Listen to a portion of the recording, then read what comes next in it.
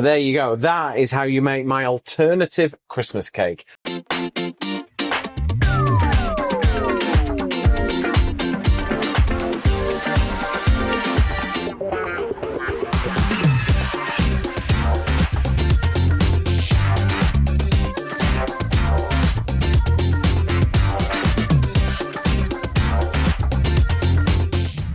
Hi, I'm Peter Sidwell and welcome to my kitchen. Today I'm going to be baking because I'm coming down to London to the Cake and Bake Show, which is in the Ideal Home Show, 26th of November. It's going to be fantastic. And I thought I would create a slightly festive bake, just a little glimpse of what I might be doing on stage when I'm down at the show. So what we're going to do is we're going to make an alternative Christmas cake.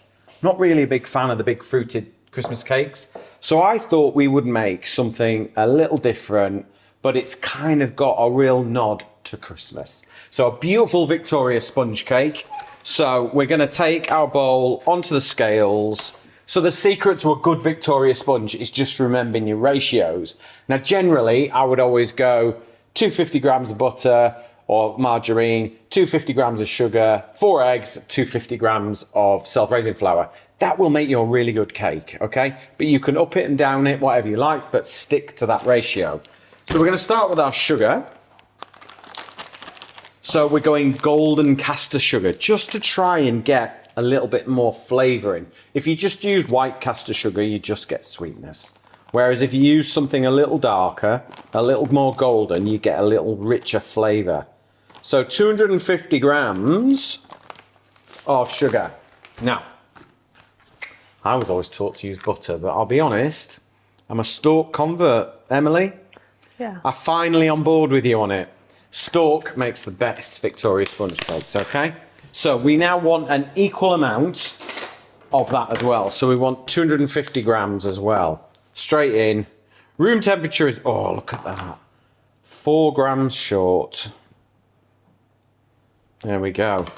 Right, let's put that to one side. Now, love this thing. No wires, okay? So let's just cream together the butter and the sugar.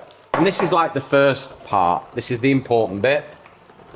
So when you're making a Victoria sponge, you want to follow the principles. So cream your sugar and your fat together until they amalgamate into one texture.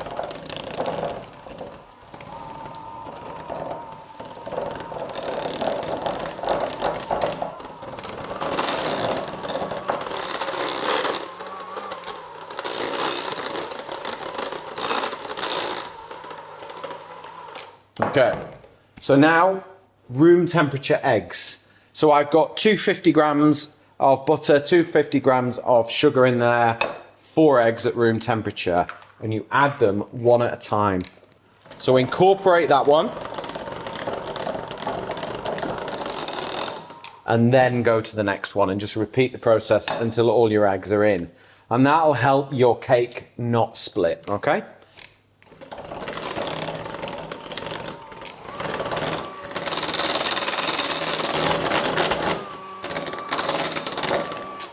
There we go, second egg in, third egg in.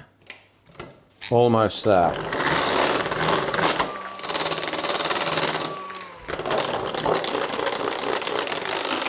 So while I'm down at Cake and Bake Show, I'm going to be doing 2 cookery demos from my new book, Peter Sidwell's Kitchen. We'll be doing book signings, I'll be sharing the recipes on stage, chatting about how we created the book and things like that. So if you're coming down to the show, make sure you get down there. We're doing signed copies. Perfect Christmas presents, yeah? Okay. Right, so that's our butter, our sugar, and our eggs. Now, I was sent this beautiful, and it is lovely, isn't it, this vanilla, Potion de Vie, I think. It's a really amazing, lovely vanilla, like real vanilla. And I always think it's one of those things that you can't really skimp on. So it's Christmas, a nice little hint of that. Then we're going to add some nutmeg, okay? Always use fresh nutmeg, whole nutmeg, rather than like the pre-ground stuff. Because when you zest it, you get a really lovely fragrance. And that's when the nutmeg is really lively and fresh and lovely. So half a nutmeg in there. And that's just going to run with the kind of festive feel. Okay, and then clementines. So we're going to use the zest in the cake, and then we're going to use the juice for the jam, okay? So same zester. Now, if you're going to make this recipe, always do the nutmeg first, because if you zest the clementines, it'll get all wet and clogged up, and you won't be able to zest your clementine, okay? Zest your nutmeg. Okay, so just roll the fruit along the zester and you'll just get, can you see all that? You just get all that lovely fragrant flavour from the zest, okay? See that?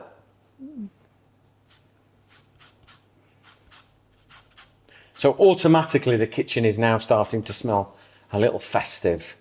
Oranges, nutmeg, vanilla, they're just really lovely festive flavours, and we're trying to create that kind of alternative Christmas cake because not everyone likes the big heavy fruit cakes these days.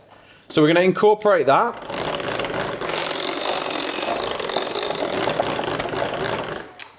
Okay, that's it.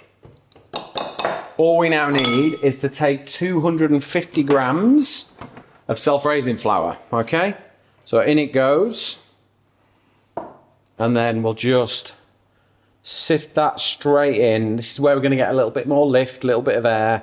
You don't have to sift your flour, but I'm going to get a little bit more lift by doing it, okay? So up it goes. There we go. And now we're just going to simply fold this cake mixture together. So turn the bowl one way and the spoon the other way. Okay? And just turn it round and over on itself.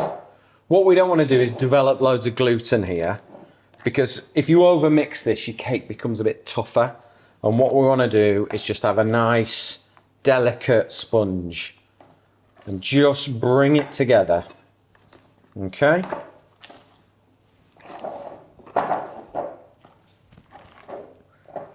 And you want that sort of drop-in texture. Yeah, so it just drops off the spoon. Right, that's ready to go in our tins. Right, cake mixture's ready. We now need to get our tins ready. So I've got these two here. Time to bring the old stalk back in. So you could line these if you wanted to, but all I like to do is just a little bit of stalk on my hand, and I just rub around the edges a little bit. Just to give, you don't want it to be greasy, but you want it to kind of be non-stick as possible. You know, you may well have tins that you absolutely know are non-stick all the time, but I'm just being extra cautious. Bit of belt and braces, really. So that'll do. And then just a little bit of flour. So if you just pop the flour straight in there, like tablespoon, if you like, and then just turn it round and let it dust the edge. Okay, you see that? And then into the next one. Okay, so that one's done. And then we'll just do the same with that one. Just that little bit of flour running around the edge. Just means that the cake will just come out really even easier than it would normally. Right, if you want absolute precision, put your tin onto the scales. Okay? And then divide the mixture, and then you know you're going to get two absolute equal sandwich tins of Victoria sponge. So I have got 320 in that one. So I'll put that one on, zero my scales, and I'm going to go for 320 on this one. Okay, so now I know I can add a little bit more. So I'm on 440 now. So I'm going to go 440 on this one.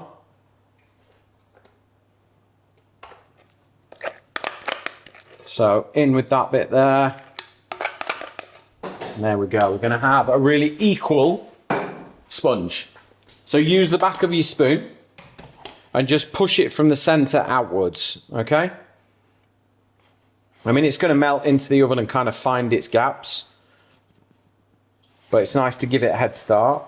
So we're going to bake this in a fan oven Okay, 170 degrees.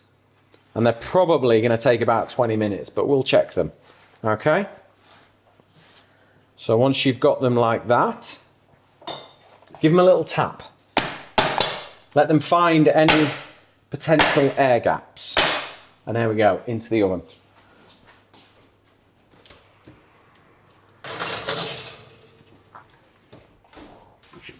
Okay, right, time to make our Christmas jam, okay? So this is kind of what we're going to sandwich in between the cake to make it really lovely. Cranberry sauce, mince pie filling, and our clementines that we've got left over, okay? We're going to use the juice this time, and we'll chuck a touch of this lovely vanilla in. So I've got a small pan on the heat, and we're going to get our mince pie filling in, okay? So I tend to go equal amounts, and I always make more than I need because this jam on Christmas Day for breakfast is absolutely lovely. So make that bit extra, okay? And then cranberry sauce, so buy 2 jars from the supermarket when you're doing your mad Christmas Eve shop. Get 2 jars, one for the big day and one for this recipe. What we'll do is we'll make sure that the recipe gets sent to the Cake and Bake Show website, so they've got it there as well.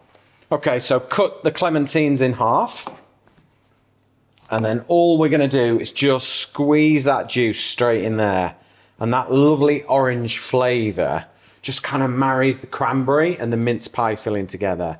Just give them a really, really good squeeze. You always want to put the zest in the cake and then the juice in your icing or your fillings or whatever you like that. So get those in there, we'll get them in the bin. Right, we'll add a touch of this lovely vanilla since it's Christmas. That vanilla is just going to give that sort of depth of flavour. And then let's just get a wooden spoon. And the idea really is just to bring this up to the boil, simmer it for a few minutes, get it to that kind of jammy texture. And you can do one of 2 things. You can transfer it straight into an empty jam jar and it's ready to go. Or you can blend it up if you want it really smooth, and you can do the same. So whether you want smooth or lumped, it's entirely up to you. Right, my jam is simmering away. While that happens, let's make our buttercream, okay? So I've got my remaining stalk margarine there, in with some icing sugar. And then we're going to add a touch of vanilla.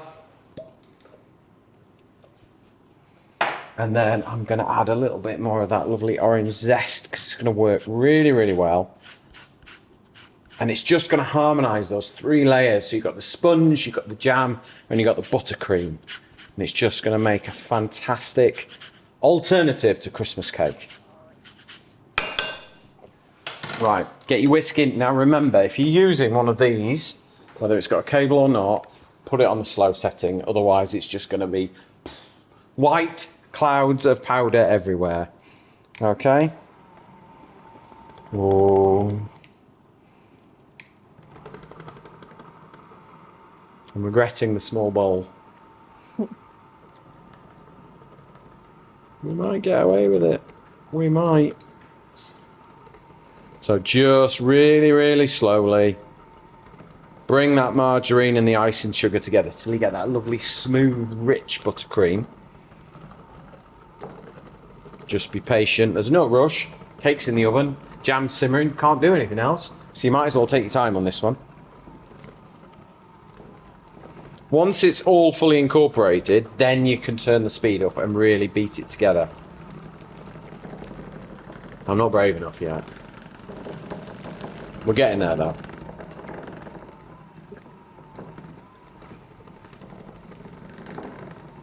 I know you're all waiting for that poof of smoke.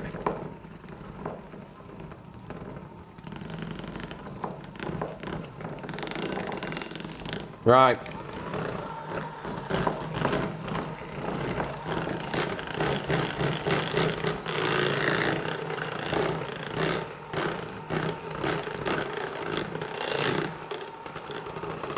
Right, that's it.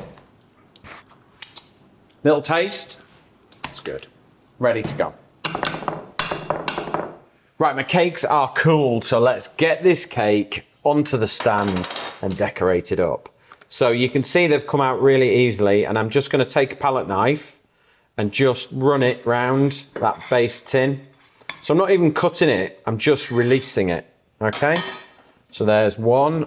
Now, this is our buttercream. That can go in the center. I do it this way because I think if you put your buttercream on first, you can create somewhere for the jam to sit. It's a bit like the old scone, isn't it? Butter first. Cream first or jam first. There we go. What I'm going to do is just try and create like a little rim. Little reservoir, yeah. And then just try and be tidy. Tidy as I go. There we go. Right, Christmas jam time. Oh, smells like Christmas. So, right in the centre, there we go. 2 massive big dollops. Dollops? Is that a cake decorating term? Yeah. All right, I'll take it. Right, and then your top half of your cake in with your palette knife. Turn the cake, not the knife, and it'll just release, okay? Pop that on top, and there we go. Give it a little squeeze, push it down. Look at that. And then a little bit of icing sugar, not too much, but just kind of enough to make it feel like it's snowing.